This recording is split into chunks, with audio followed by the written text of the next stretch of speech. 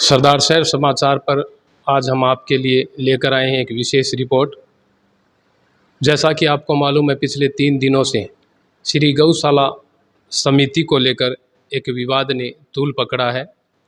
लोगों का ये कहना है कि गौशाला समिति ने हरा चारा उत्पादन के नाम पर गौशाला के गेट बंद कर दिए, जिससे वहाँ पर गायें अंदर रह गई।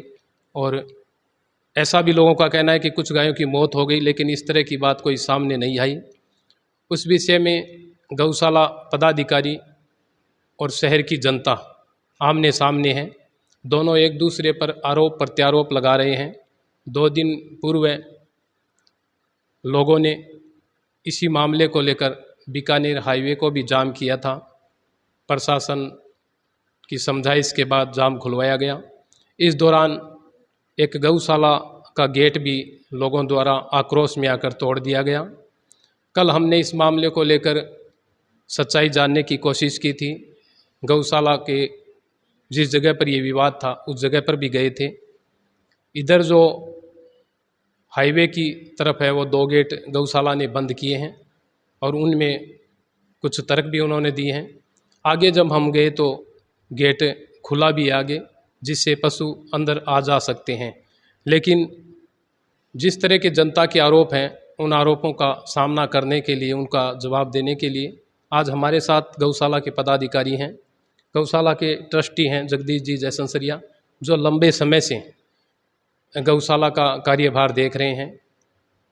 इसके अलावा वर्तमान अध्यक्ष हैं गिरधारी लाल जी पारिक और मंत्री हैं पवन पोदार। सवाल आपके जो भी हैं उनका जवाब हम इन्हीं से लेने की कोशिश करेंगे।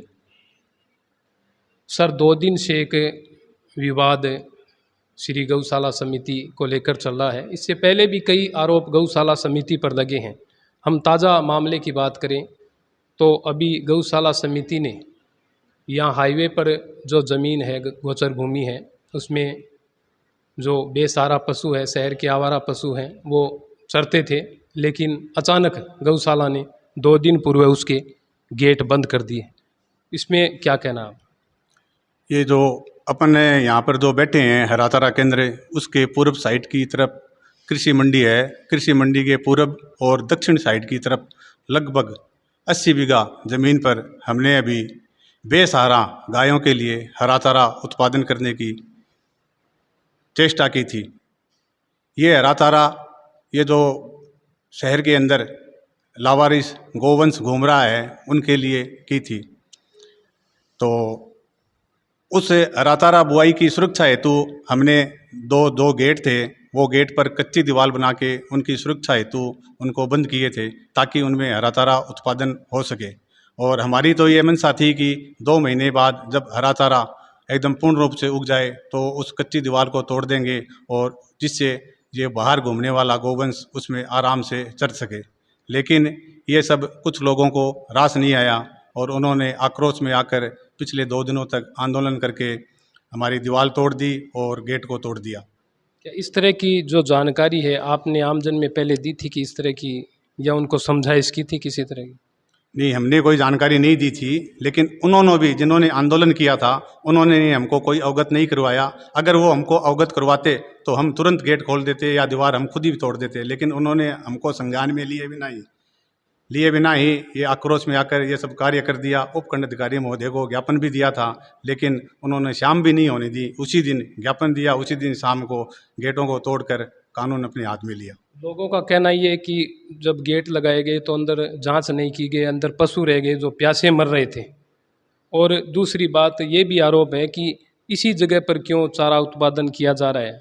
गोचर भूमि और भी है, उनका है कि गौशाला की मंशा ये है कि इस भूमि को चारा उत्पादन के नाम पर किसी तरह से ठिकाने लगा दिया जाएगा। मैं आपकी दोनों बातों का जवाब दूंगा। जैसे वो बोल रहे हैं गाय अंदर रहेगी, ऐसी कोई बात नहीं है। 2 साइड के गेट हमने कच्ची दीवार लगा के बंद किए। उससे पीछे 2 गेट है, एकदम पूरे बड़े गेट है, एकदम खुले पड़े हैं। गाय जहाँ से आती है वहाँ से वापस जा सकती है। यह आरोप उनका एकदम बिल्कुल निराधार है। वहाँ पर एक भी गाय नहीं थी और न वहाँ पर गाय कोई मृत्यु हुई है। हमने खुद वहाँ मौका मुआयना किया है और पिछले 2 दिनों तक हमने वहाँ पर चौकीदार भी रखा है। वहाँ पर कोई गाय नहीं थी, न कोई गाय मृत्यु हुई है, न कोई गाय शांत हुई है। उनका आरोप निराधार है। रही बात इस भूमि पर हरा चारा बिजाई की, तो मैं आपको बता दूं कि ये मेगा हाईवे पर ज़मीन है, बेश कीमती ज़मीन है। यहाँ पर ज़मीनों का इंचों से भाव है और इन ज़मीन पर लोगों की भूमाफियाओं की नज़र है, इसलिए हमने ये इस ज़मीन पर हरा चारा बोया है। दूसरा एक महत्वपूर्ण कारण ये भी है, ये हरा चारा हमने बिरानी के हिसाब से बोया है, बरसात के हिसाब से। हमने ये सोचा कि हमारे यहाँ पर 2 ट्यूबवेल है, अगर बरसात नहीं आएगी तो हम उस ट्यूबवेल से सिंचाई करके भी उसका हरा चारा उत्पादन कर सकते हैं। ये 2 मुख्य कारण हैं यहाँ बुआई के। तो जनता के जो आरोप थे 2, उनका जवाब जनता तक हमने पहुंचाने की कोशिश की है। ज़्यादा तूल पकड़ता दिखाई दे रहा था, उसका जवाब गौशाला के वर्तमान मंत्री पवन पोद्दार ने दिया है और कारण बताए हैं कि भाई इसी भूमि पर जो हरा चारा उत्पादन क्यों किया जा रहा है। बेशकीमती भूमि है। पहला लक्ष्य इनका ये है कि इस भूमि को किसी तरह से भूमाफियाओं से बचाया जाए और दूसरा इनका कहना है कि यहाँ पे जो हरा चारा उत्पादन होगा, एक प्रयोग किया जा रहा है, वो जो शहर के पशु हैं, आवारा घूमते हैं, उन्हीं को खिलाया जाएगा। लेकिन इस पीरियड में 2 महीने लगेंगे। इसके बाद आगे अगर ये प्रयोग सफल होता है तो इसी तरह से बाकी जो गोचर भूमि है उस पे भी हरा चारा का उत्पादन किया जाएगा। गौशाला का काम देख रहे लंबे समय से ट्रस्टी जगदीश जी जयसंसरिया भी हमारे साथ हैं। शहर की जनता का ये भी आरोप है कि जो गौशाला का हिसाब किताब है उसमें पारदर्शिता नहीं है। गौशाला में जिस तरह का हिसाब रखा जाता है, मैं चैलेंज कर सकता हूं कि हिंदुस्तान की कोई भी संस्था में ऐसा पारदर्शी हिसाब नहीं रखा जाता है। हमारी गौशाला समिति का 99.9% पेमेंट चेक से है।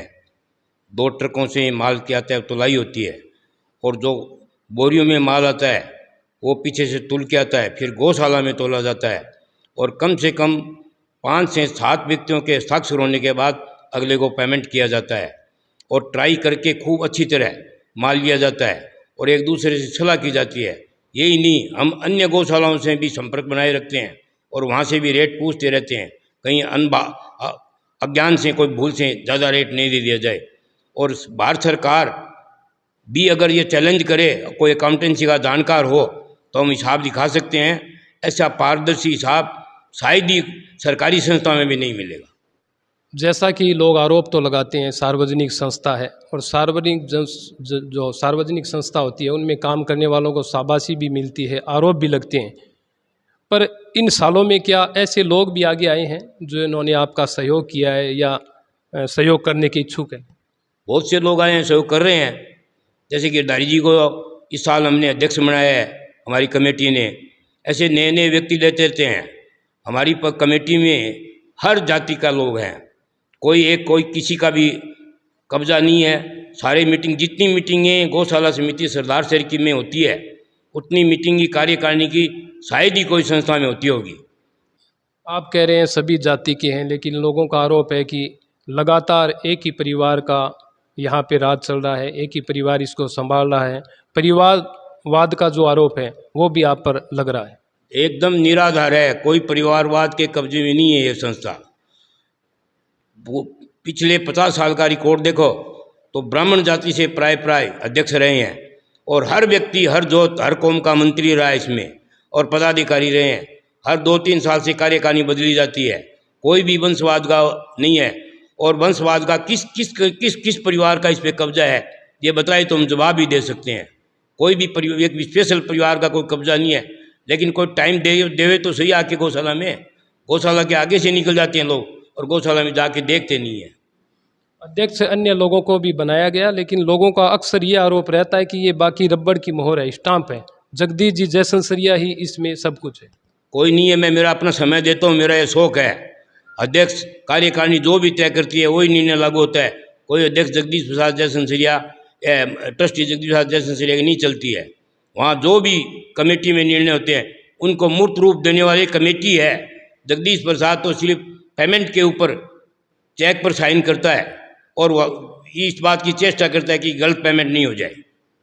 जब भी जनता गौशालाओं को लेकर सवाल करती है, सवाल पूछती है या कोई पत्रकार सवाल पूछता है, गौशाला समिति द्वारा उसे डराया जाता है और कलकत्ते में कानून का डर दिखाकर मुकदमा दर्ज करने की धमकी दी जाती है। गौशाला समिति ने आज तक किसी को नहीं डराया है। ये सब फालतू बातें हैं। कलकत्ता में कुछ 2-3 व्यक्तियों पे मुकदमे किए गए हैं, वो वहाँ के ट्रस्ट ने किए हैं, और उसमें हमारी कोई सहमति नहीं है। नहीं गौशाला समिति चाहती है कि इस तरह के मुकदमे गौशाला करे, नहीं पूर्व में भी गौशाला समिति ने किसी पे मुकदमा नहीं किया है। यद्यपि गौशाला का बहुत बड़ा नुकसान लोगों ने किया है, लेकिन फिर भी गौशाला एक संस्था की तरह शालीनता से पेश आके कभी भी आज तक हमने किसी पे भी मुकदमा नहीं किया है। तो जैसा कि लोगों के आरोप थे, उनमें बेबाक जवाब जगदीश जी ने दिए हैं, और सारे आरोप जो इन पर लग रहे हैं उनको निराधार बताया है। एक आरोप और भी लग रहा है गौशाला पे अक्सर, वर्तमान अध्यक्ष हैं हमारे साथ गिरधारी लाल जी पारिक, उनसे बात करेंगे। सर, जैसा कि वर्तमान में राजनीति परिवेश हर जगह छाया हुआ है, गौ माता पे भी राजनीति होती है, धर्म के नाम पर राजनीति होती है, साधु संतों के नाम पर राजनीति होती है। ऐसे में कुछ लोग ये भी कह रहे हैं कि जो सार्वजनिक संस्थाएं हैं, जैसे गौशाला समिति है, कोई और भी, तो उनमें आजकल एक नया प्रचलन चला है, लोगों को चुप करने के लिए, कोई सवाल ना पूछे, इसके लिए साधु संतों का भी इस्तेमाल होता है, उनको आगे किया जाता है। मुन्ना लाल जी, इस गौशाला के लिए मैं कह सकता हूँ, वैसे मैं लंबे समय से जुड़ा हुआ हूँ। ये अध्यक्ष का दायित्व तो अभी 6 महीनों में मिला है, लेकिन लंबे समय से मैं इस गौशाला को देख रहा हूँ। यहाँ कोई साधु संतों का दुरुपयोग नहीं किया गया। कभी कोई गोपाष्टमी या जन्माष्टमी का प्रोग्राम होता है तो साधु संतों को बुलाया जाता है, गौशाला दिखाई जाती है और संतों का मान सम्मान भी किया जाता है। बाकी दुरुपयोग करने वाली कोई बात नहीं है। अधिकांश यहाँ उदासर आश्रम के महंत दयानाथ जी महाराज इस गौशाला में आते जाते रहते हैं, तो उनसे भी आप पूछ सकते हैं कि आपके द्वारा कोई दुरुपयोग होता है क्या। किसी भी प्रकार का कोई दुरुपयोग नहीं होता है। अभी अभी हमारे ताल मैदान में पूरे सरदार शहर की तरफ से कथा हुई, त्र्यंबकेश्वर चैतन्य जी महाराज आए, तो उनको हम गौशाला दिखाना चाहते थे, तो 28 तारीख को यहाँ प्रोग्राम रखा गया। 500-400 लोग भी शहर के बाहर से, गौशालाओं से भी लोग आए, तो यहाँ साधु संतों का मान सम्मान किया गया। दुरुपयोग वाली कोई बात न तो अब तक हुई है, न आज हो रही है और न आगे होगी। एक और भी लोगों का सवाल है कि जैसे नंदीशाला है या हरा चारा केंद्र है, यहाँ पे जो गौवंश रहता है उसके घूमने के लिए बड़ा परिसर है, लेकिन जो अंदर गौशाला मुख्य है उसमें आज भी बरसों से गायें 4 दीवारी के भीतर रहती है, वो घूम नहीं पाती, जिससे उनके स्वस्थ रहने की कामना हम नहीं कर सकते। उसके लिए किस तरह के प्रयास किए जाए?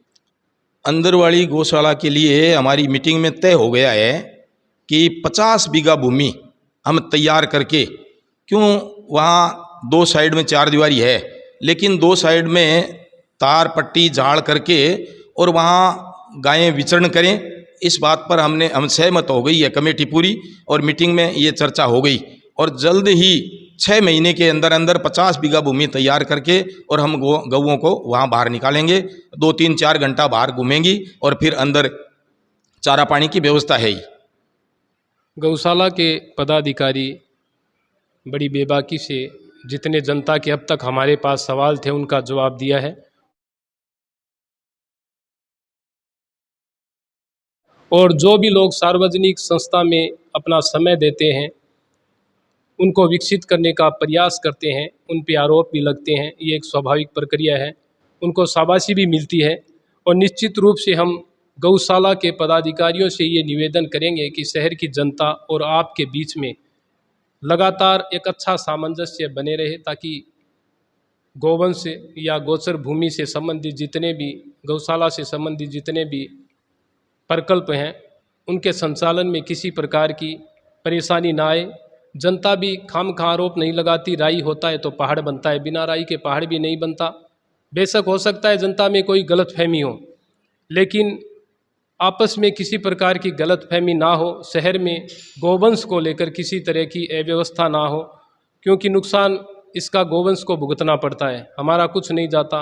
और निश्चित रूप से ईश्वर खुद ये मानते हैं कि गायों के आशीर्वाद से ही मैं इस सृष्टि का संचालन करने में समर्थ हूँ, तो निश्चित रूप से गायों के बगैर मानव जीवन की कल्पना भी संभव नहीं है। इसी बात को समझते हुए हम गौशाला और आमजन के बीच सामंजस्य बैठाकर इस तरह से करेंगे कि जो प्रकल्प हैं गौवंश के लिए, जितने भी प्रकल्प उनके विकास के लिए, गौवंश को बचाने के लिए चलाए जा रहे हैं, उनमें अपना सहयोग दें। किसी प्रकार की गलतफहमी हो तो गौशाला के पदाधिकारियों ने साफ तौर पर, चाहे वो हिसाब किताब की बात को लेकर हो या कोई अन्य बात, इन्होंने साफ तौर पर जवाब दिया है। कोई भी कभी भी गौशाला आके इस संबंध में सहयोग कर सकता है, इस संबंध में पूछताछ कर सकता है। एक बार फिर से हम पदाधिकारियों से यही कहना चाहेंगे कि सर, जैसा कि कई बार आम जनता और संगठनों, सामाजिक और गौशाला के बीच वाद विवाद की उत्पन्न स्थिति पैदा हुई है, कई बार आरोप प्रत्यारोप लगे हैं, तो किस प्रकार आप द्वारा अब प्रयास किए जाएंगे कि शहर की जनता और आपके बीच में एक अच्छा सामंजस्य रहे, जिससे कि इस तरह के जो गौवंश के लिए प्रकल्प चलाए जा रहे हैं उनमें किसी प्रकार की परेशानी ना हो और जनता में भी किसी प्रकार की गलतफहमी ना हो? क्योंकि कहीं ना कहीं राई होती है तो पहाड़ बनता है, बिना राई के पहाड़ नहीं बनता। इस पर कैसे रोक लगेगी? हम आम जनता से ये अपील करते हैं कि वो हमारे तीनों प्रकल्पों का पहले तो निरीक्षण करे और उनमें उनको जो कमी लगे उसके संबंध में सुझाव दे। इनके सामने कोई भी हमारी नेगेटिव बात आए तो पहले हमसे मुलाकात करे। हमने लालचंद मूड से भी 7 बार मैंने खुद फ़ोन करके बात करने की चेष्टा की है, लेकिन उन्होंने फ़ोन नहीं उठाया। मैं आम जनता से अपील करता हूँ कि हरा चारा केंद्र में आके 80 बीघा ज़मीन में जो हमने बिजाई की है और उस पर खर्चा किया है उसको आके देखे और उन लोगों को समझाए जिन्होंने ये करते किया है। और हमारी ये योजना ऐसी है कि पूरी ज़मीन पे इस प्रयोग सफल हो जाता तो हम पूरी ज़मीन में हरा चारा पैदा करते और उस पर ये कोई रोक नहीं होगी कि गौशाला की गायें चरेगी। इसमें पूरे शहर की चाहे दूध देने वाली गायें हो चाहे फंडर गायें हो, सब वहाँ वो गायें चरेगी। ऐसी योजना हमारी 2-3 वर्षों से है, लेकिन इस साल हमने 80 बीघा ज़मीन में बिजाई की, लेकिन लोगों ने इसको फेल कर दिया। हम चाहते हैं कि जो जिन लोगों ने इसको फोड़ा है वो लोग खड़े रह के इसको चिनाई करवाए और हम चाहते हैं कि हरा चारा पैदा हो और 2 महीने बाद हम ये गेट खोल देंगे और गायें गाँव की चरती की फ़ोटो आपको दिखा देंगे। तो बहुत बहुत धन्यवाद गौशाला समिति के पदाधिकारियों का। सरदार शहर में लगभग 4 से 5 गौशालाएँ संचालित होती है, उनमें जो श्री गौशाला समिति है वो सबसे पुरानी, शायद 100 वर्ष से अधिक, 110 वर्ष हो गए इसके संचालन में। अनेकों लोगों का इसमें सहयोग रहता है, प्रवासियों का भी सहयोग रहता है, उन सभी को धन्यवाद। और निश्चित रूप से हम यही कामना करेंगे कि शहर की जनता और गौशाला पदाधिकारियों के बीच एक अच्छा सामंजस्य बने रहे, ताकि इस तरह के विवाद ना हो जिससे गौवंश को किसी तरह का उन पे संकट आए और उनके जो लिए प्रकल्प चल रहे हैं उनमें किसी तरह का व्यवधान उत्पन्न हो। इसी के साथ मैं मुन्नालाल राव, आप बने रहिए STV में। धन्यवाद।